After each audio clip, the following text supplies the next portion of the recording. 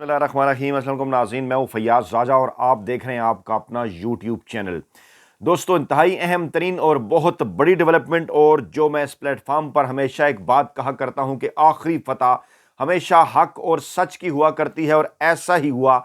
एक बार फिर इमरान खान अपनी नेक नीति के बायस एक बार फिर सच्चे साबित, और इस्टेब्लिशमेंट और सुप्रीम कोर्ट ऑफ पाकिस्तान के हवाले से अहम तरीन सबूत आपके सामने। इमरान खान के खिलाफ चल क्या रहा है, हामिद मीर को क्यों ऑफ एयर कर दिया गया, हामिद मीर ने क्या कहा था, कौन से सबूत सामने रखने की कोशिश की थी, वो भी आपको बताएंगे। 6 इंतहाई अहम तरीन और खौफनाक सबूत, हामिद मीर से हट के भी कुछ अहम तरीन तफसीलात हमने आपके लिए हासिल की। इमरान खान के खिलाफ क्या डील चल रही है, किसने कहा कप्तान को लटकाएं, दो कौन से जज हैं जो रंगे हाथों पकड़े गए, तमाम तर तफसीलात आपके सामने रखने से पहले आपको यह बताएं कि आज अहम तरीन और बहुत बड़ा दिन, और आज साइफर केस की समाअत अडयाला जेल में और अलकादिर ट्रस्ट केस की समाअत जुडिशल कम्प्लेक्स में होगी। अबुल हसनात खसूसी अदालत के जज इस वक्त ताज़ा तरीन इतलात के मुताबिक अडयाला जेल पहुंचे हैं।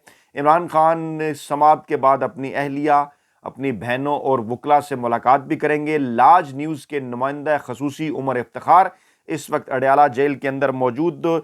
लाज न्यूज़ को भी आप सब्सक्राइब कर लें, हमारा चैनल एक्सक्लूसिव तफसीलात आगे चलकर लाज न्यूज़ से भी आपको मिलेंगी। इस समाअत के हवाले से सरदस्त आपको लेकर चलते हैं उन अहम तरीन सबूतों की जानिब जो कि साबित कर रहे हैं ये कि खुफिया हाथों, हैंडलर्स और सहूलतकारों ने इमरान खान के खिलाफ एका कर रखा है। इमरान खान ने खत लिखा था, पाकिस्तान तहरीक इंसाफ ने खत लिखा था सुप्रीम कोर्ट को, चीफ जस्टिस ऑफ पाकिस्तान को, तमाम तर सबूत उनके सामने रखे थे, दस्तावेजात उन्हें भिजवाई थी कि जनाब ये हो रहा है हमारे साथ।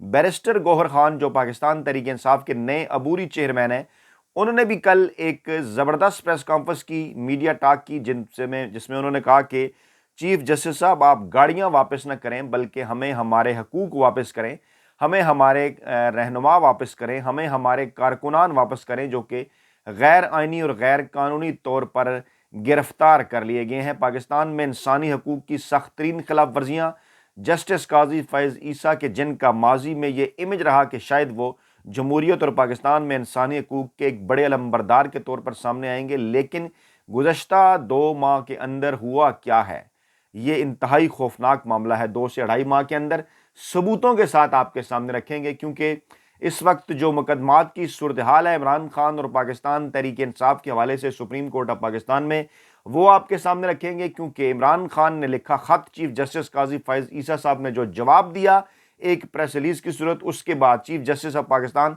जस्टिस काजी फैज़ ईसा साहब अपनों और गैरों की जानिब से शदीद तनकीद की जद में हैं। वो तमाम यूट्यूबर वीलागर जो कि उनकी मार्केटिंग किया करते थे, इस वक्त वो भी उनके ऊपर सवालिया निशानात उठा रहे हैं। इस वक्त केसेस की सूरत हाल क्या है आपके सामने रखते हैं। पहला सबूत, 5 अक्टूबर को सुप्रीम कोर्ट में चौधरी परवेज इलाही की गैर कानूनी गिरफ्तारियों के खिलाफ केस की समाअत हुई। जस्टिस सरदार तारिक मसूद और जस्टिस मुसरत हिलाली ने यह समाअत की, और वकील लतीफ़ खोसा ने दलाइल में कहा कि परवेज इलाही की एक केस में जमानत है हो तो दूसरे में पकड़ लेते हैं। यह जंगल का कानून है, जिस पर जस्टिस सरदार तारिक मसूद ने ऑब्जर्वेशन दी कि मुलजिम को किसी केस में गिरफ्तार ना किया जाए। यह किस कानून में लिखा है, हाई कोर्ट इस किस्म का आर्डर किस कानून के तहत कर रही हैं, क्या अदालतें मुलजिम को जुर्म करने का लाइसेंस दे रही हैं। अदालत ने फ्रिकैन को नोटिस जारी करते हुए समाअत गैर मुअय्यना मुद्दत तक मुलतवी कर दी, ताहाल केस दोबारा समाअत के लिए मुकर्रर नहीं हुआ। यह है जनाब पहला सबूत। और दूसरे सबूत की जानिब आपको लेकर बढ़े।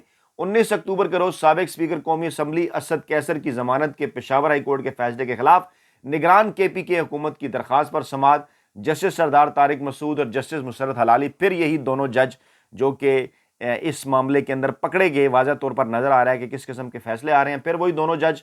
सुप्रीम कोर्ट ने जमानत पर मौजूद मुलजमान को किसी भी दूसरे मुकदमा में गिरफ्तार न करने का पेशावर हाई कोर्ट का फैसला मुअत्तल कर दिया, और केपी की निगरान हुकूमत की अपीलें मंजूर कर लीं। समाअत गैर मुअय्यना मुद्दत के लिए मुलतवी कर दी। सुप्रीम कोर्ट के इस फैसले के बाद केपी में तहरीक इंसाफ के रहनुमाओं की गिरफ्तारियों का सिलसिला दोबारा शुरू हो गया, और ताहाल केस दोबारा समाअत के लिए मुकर्रर नहीं किया गया। 2 सबूत नजर आए, परवेज इलाही लाहौर और पेशावर असद कैसर। आगे बढ़े। 22 नवंबर को जस्टिस सरदार तारिक मसूद की अदालत में साबिक वज़ीर-ए-आज़म इमरान खान के साइफर केस में जमानत की समाअत थी।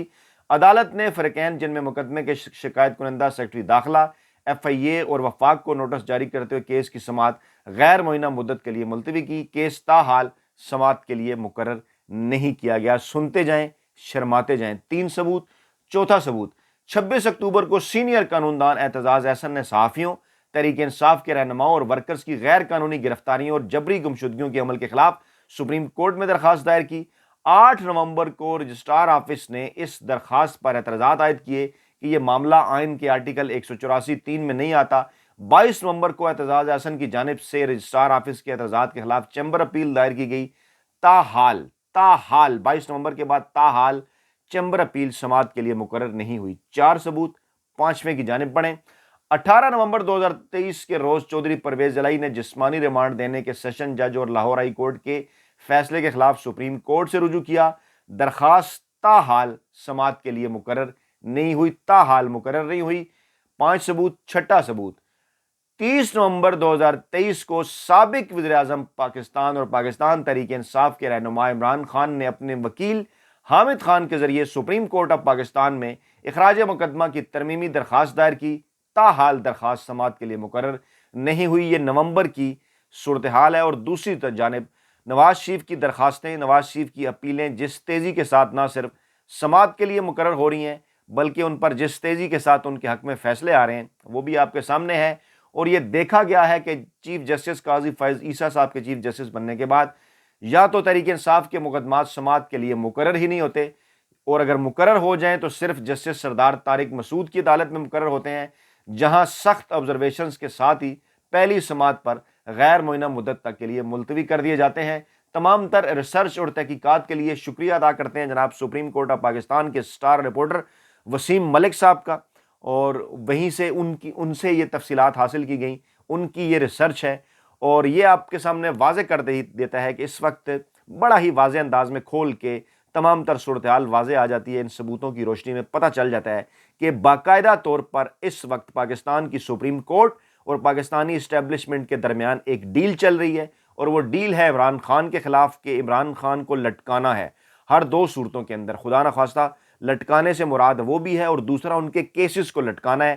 اور اس سلسلے میں 2 جج سردار طارق مسعود اور جسٹس مسرت حلالی آپ کے سامنے 2 میں نے آپ کو ایگزامپلز دیں، لاہور پرویز الہی، پشاور اسد کیسر، کس طرح سے ایک بار پھر ان کو گھیر گھار کر جو ہے وہ ان خفیہ ہاتھوں کے آگے، ہینڈلرز کے آگے اور سہولتکاروں کے آگے ڈال دیا گیا۔ پنجاب کے معاملات کیونکہ دیکھنے ہیں پرویز الہی نے، KP کے معاملات کیونکہ دیکھنے ہیں اسد کیسر نے، دونوں جڑے ہوئے ہیں، ڈٹے ہوئے ہیں۔ ایک وزیر اعلیٰ پنجاب تھے، دوسرے اسپیکر قومی اسمبلی تھے، دونوں عمران خان کے ساتھ ڈٹے ہوئے ہیں، جڑے ہوئے ہیں، اور اس کی قیمت انہیں کس طرح سے ادا کرنی پڑ رہی ہے آپ کے سامنے ہے۔ اور باقی جو پاکستان تحریک انصاف کی قیادت کے ساتھ ہوا وہ تو اس وقت ایک تاریخ ہے، وہ کوئی بار بار دہرانے جانے کی ضرورت نہیں، آپ سب کے سامنے ہے۔ یہ ہے جناب وہ تمام تر صورتحال کہ جس صورتحال کے اندر اب یہ بات بالکل کھل کر واضح ہو چکی ہے کہ پاکستان کے 2 اہم ترین ادارے، پاکستانی اسٹیبلشمنٹ اور پاکستانی عدلیہ، جن کا گزشتہ 75 برس کی پاکستان کی سیاسی تاریخ میں حکومتیں بنانے اور گرانے میں اہم ترین کردار ادا رہا، اور بدقسمتی سے پاکستانی عدلیہ، پاکستانی اسٹیبلشمنٹ کی گزشتہ 75 برسوں میں کئی مرتبہ لونڈی بنی۔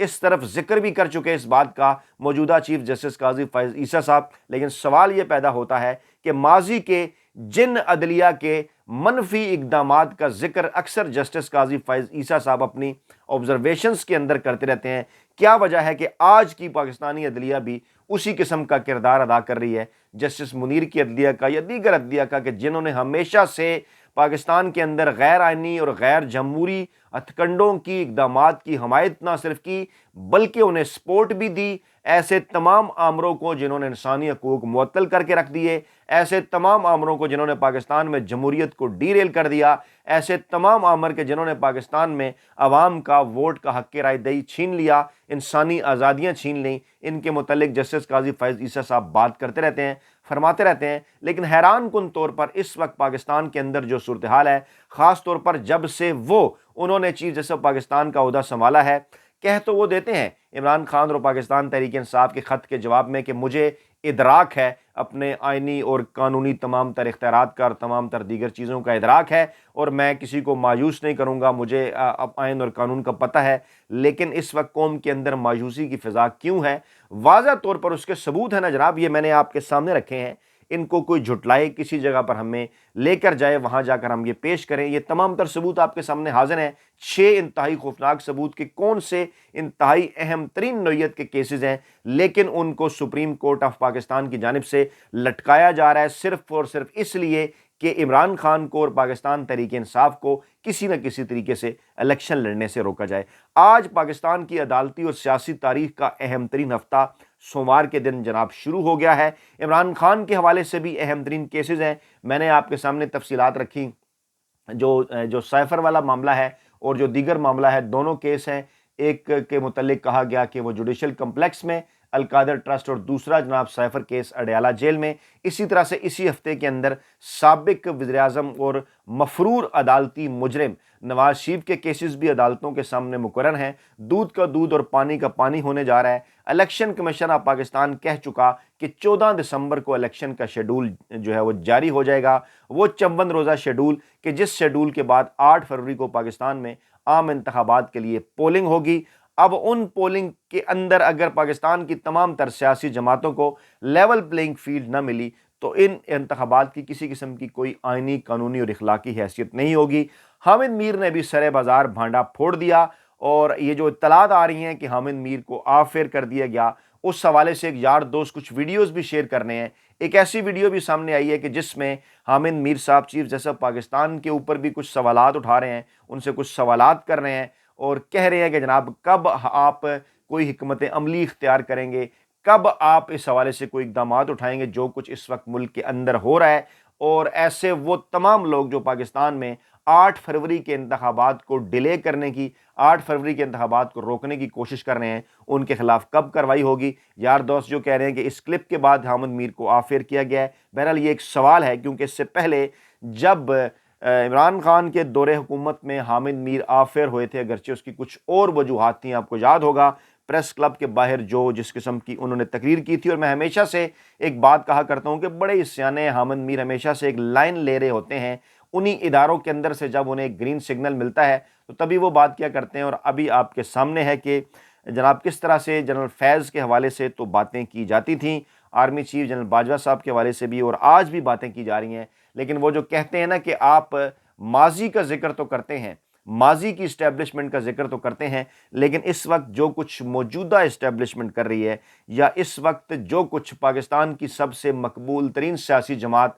پاکستان تحریک انصاف اور سب سے مقبول ترین عوامی اور سیاسی رہنما عمران خان کے ساتھ جو کچھ جو ہے وہ ایک ظلم برپا کیا جا رہا ہے گزشتہ تقریباً 2 برسوں سے، وہ آپ کے سامنے ہے۔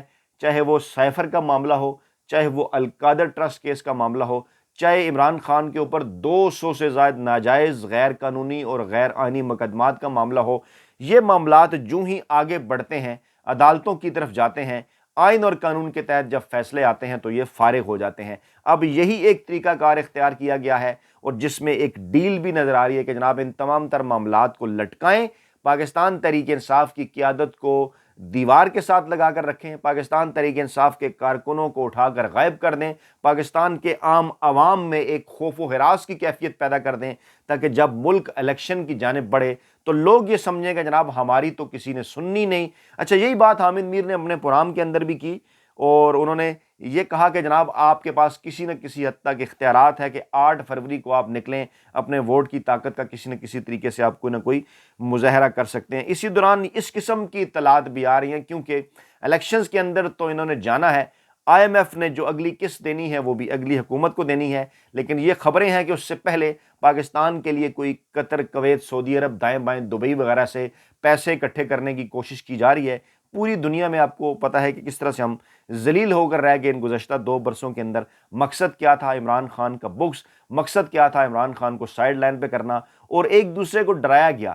جنہوں نے مل کر عمران خان کو نکالا وہ یہ کہہ رہے تھے کہ جناب عمران خان اگر رہا تو آئندہ 5 سال کے لیے بھی آ جائے گا تو آپ کے لیے بڑا مشکل ہو جائے گی، اور اب یہ کہا جا رہا ہے کہ جناب اگر عمران خان رہا تو آپ کو عہدوں سے ہٹا دیا جائے گا، اور یہ ایک اس قسم کا اتحاد بن گیا ہے عمران خان کے خلاف کہ جس اتحاد کو اس بات کا اندازہ ہے کہ اگر انہوں نے آپس میں اتحاد نہ کیا تو پھر عمران خان اگر اقتدار میں آگے پاکستانی عوام آئین قانون اور جمہوریت کی مدد سے تو ان کی داستان بھی نہ ہوگی داستانوں میں۔ لیکن ان تمام تر چیزوں کے باوجود جناب پیغام کیا ہے عمران خان کا کہ ڈٹ کے کھڑا ہے کپتان، آپ نے گھبرانا نہیں ہے۔ اپنا بہت خیال رکھیے گا، دعاؤں میں یاد رکھیے گا۔ نئی ویڈیو کے ساتھ جلد حاضر ہوں گے۔ اللہ نگہبان۔